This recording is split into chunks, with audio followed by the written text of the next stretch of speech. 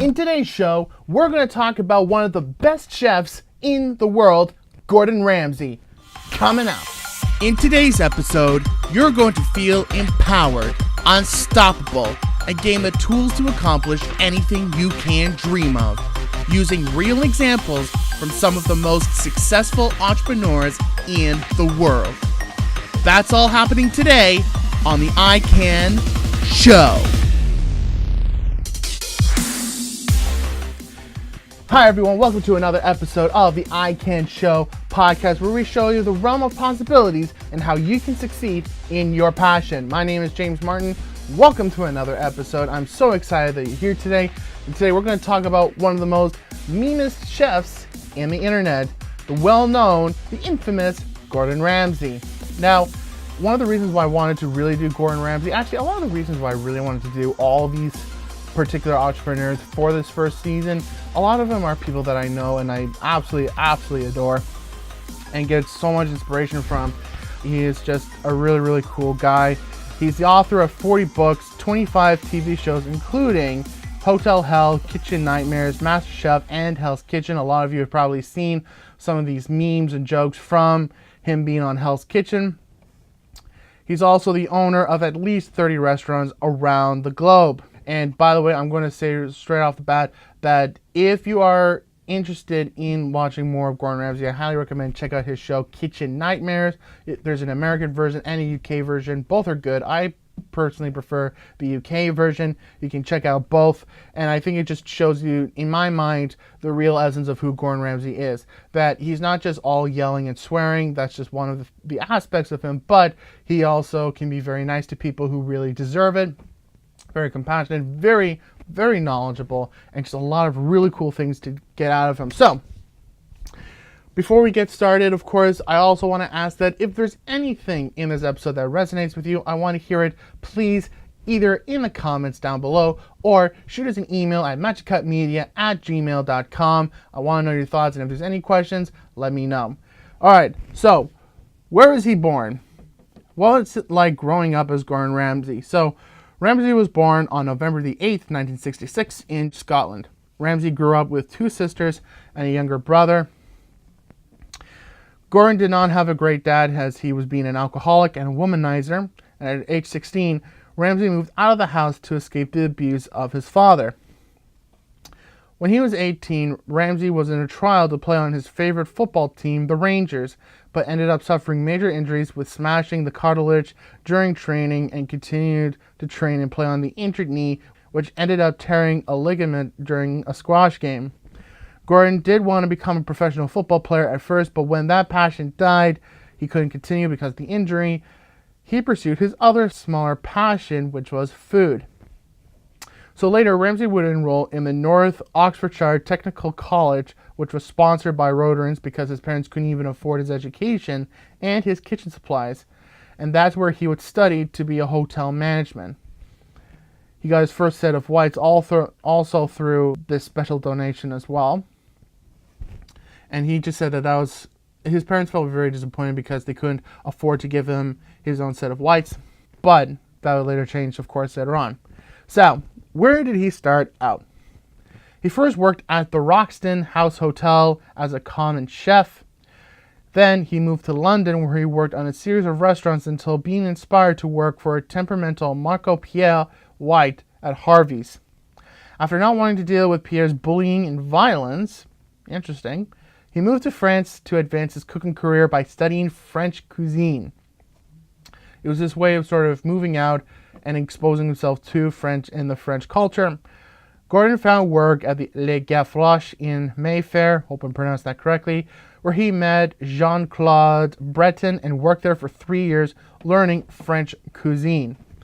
And from there, at 23 years old, he moved to Paris to work with two well-known restaurateurs that would become his mentors. After, Ramsay also described this year as really getting his butt kicked and really getting heavily involved. I mean, the thing you have to understand about a chef's work is a chef will typically work anywhere from 16 to 20 hours a day. That's a lot of time and a lot of work.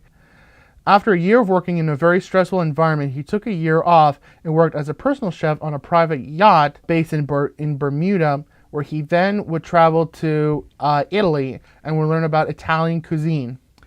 Now, from head chef to owning his own restaurant. When Gordon returned to London in 1993, he was offered the position of a head chef under chef patron Pierre Kaufman, where he was offered to be the chef patron for Kaufman at a 3 Michelin-starred restaurant in Chelsea. Michael Pierre White re-entered his life, offering to set him up as a head chef position and own 10% share of his restaurant, the Rossmore, owned by White's business partners. The restaurant later was renamed and would win its first Michelin star 14 months later.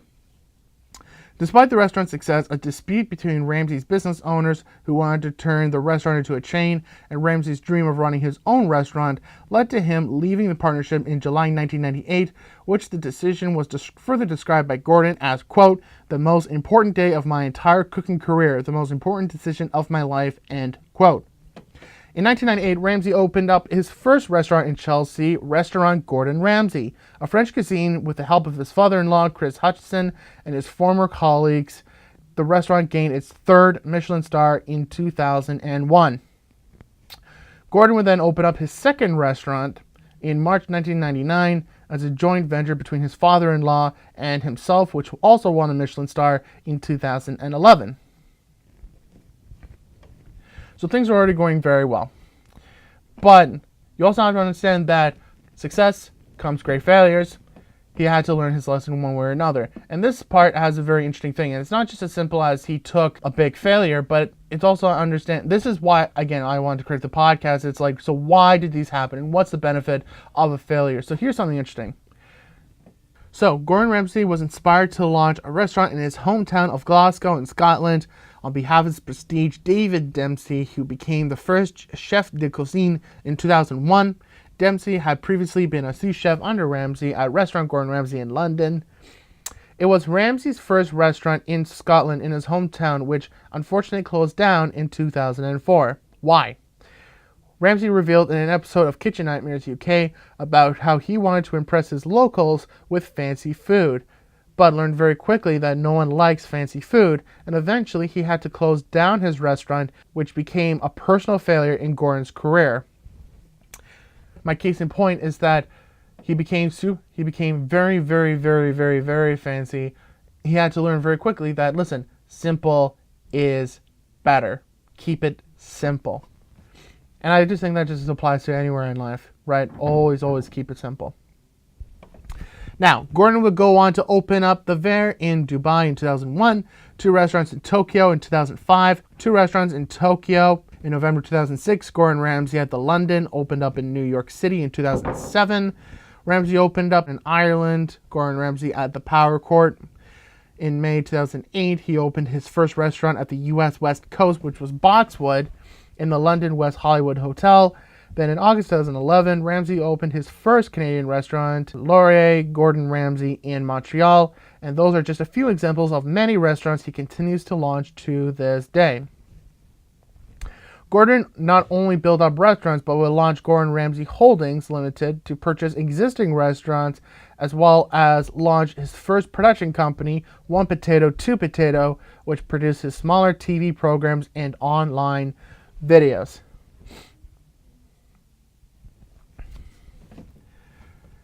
And once again, comes the rise, comes another fall. According to Wikipedia.com, on October 19th, 2010, the company Gordon Ramsay Holdings Limited announced that Chris Hutchison had left his position as CEO of Gordon Ramsay Holdings Limited.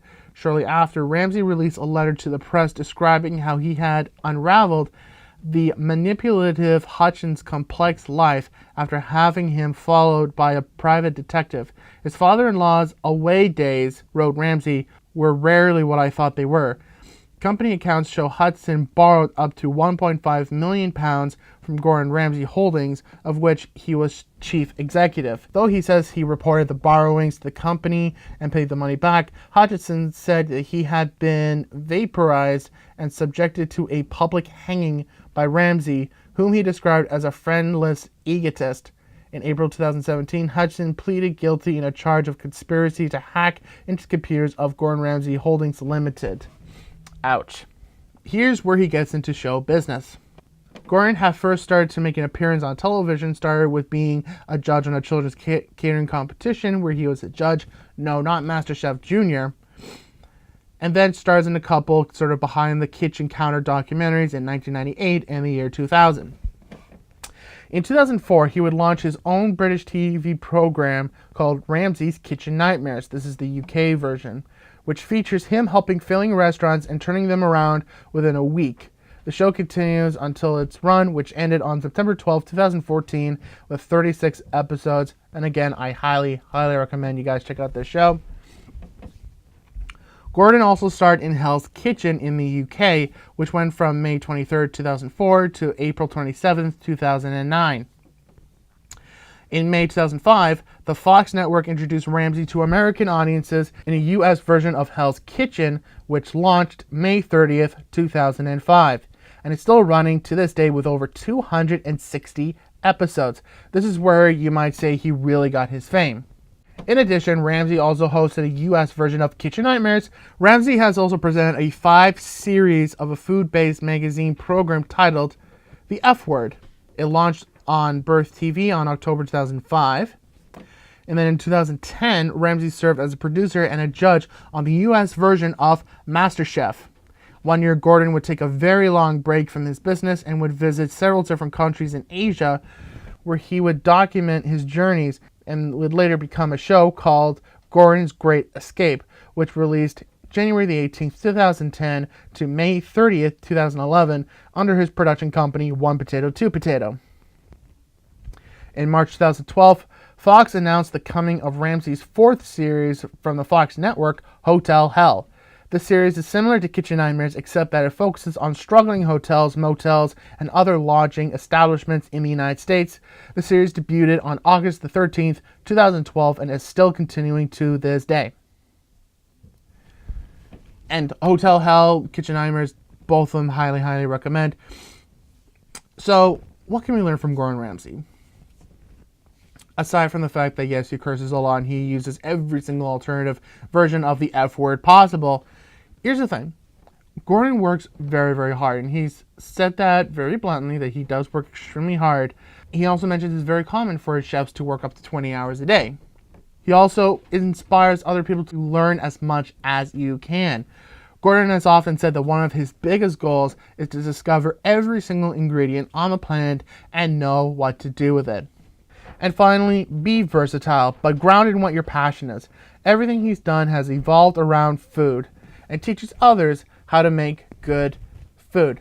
Alright, let me know in the comments, what was one thing that Gordon Ramsay has done that inspires you to do what you do? Let me know in the comments, or shoot us an email at magicupmedia@gmail.com. I want to know your thoughts. And if you really love this podcast, I want to invite you to our merchandise shop at shop.spreadshirt.ca/the I Can Show, where you can find some of the most inspiring and motivational t-shirts to help you get empowered and help you pursue your passion, such as the I Can Show t-shirt and Own Your Inner Dorkness t-shirt.